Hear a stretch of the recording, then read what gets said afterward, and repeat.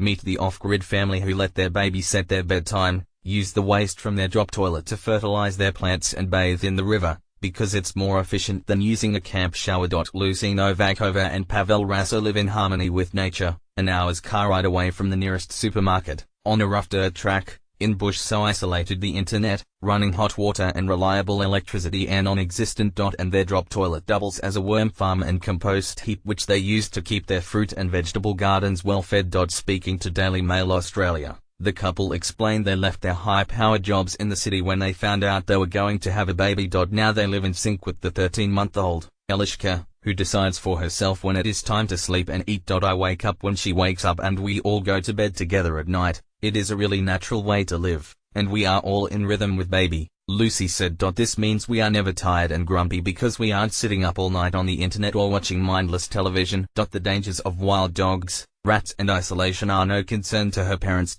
Here when Elishka was small we had to worry about foxes and wild dogs taking her, but we didn't have to worry about fast cars, traffic, all those city dangers. We have vaccinated her, but it was a big decision because out here you don't need to because you're not coming up against the diseases. But we do go overseas sometimes, or to the city, and we want her to go to school so we did it. After all we were vaccinated and we are okay. The couple are expecting another baby in a few weeks, and are aware living so far away could mean it is born in the car.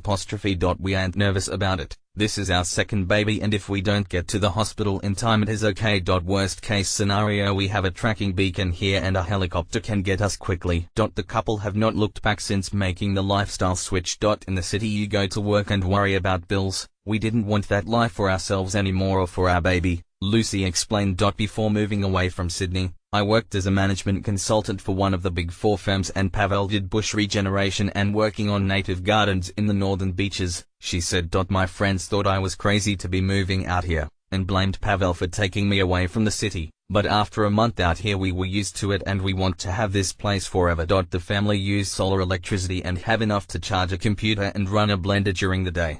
They cook with gas or on the open fire, which also doubles as their entertainment. The couple don't have television reception and have to walk to their neighbor's property if they want to use the internet or make good quality phone calls. But they are not completely stranded. They run an eco-lodge on their property which runs close to the popular 6-foot track between Jenolan Caves and Katoomba. They offer bunk accommodation, an open fire and home-cooked meals for their guests who generally trudge into the property on Saturday afternoon after a full day of hiking. If they didn't need to go to town to wash their guest sheets or buy specialized ingredients they would never need to leave and would be happy to live entirely in the bush. There are plenty of wild pigs and cows to hunt here and we would use our own fruit and vegetables. There is always fish in the river and we have a few chickens which give us our eggs. We already have something available all year round. And being detached from society wouldn't bother them. We find out all the news we need to know eventually, usually during our trips to town.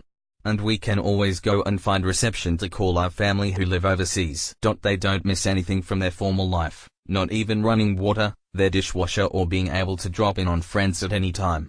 In fact, not being able to drop in on their friends suits them. In the city we were always rushing around going from work to birthday parties to see friends. But now no one makes us feel bad if we can't make it to something because we are so far away, which means we can be selective. We make our own schedule now. The couple aren't sure what they will do for schooling but have a few years before that happens.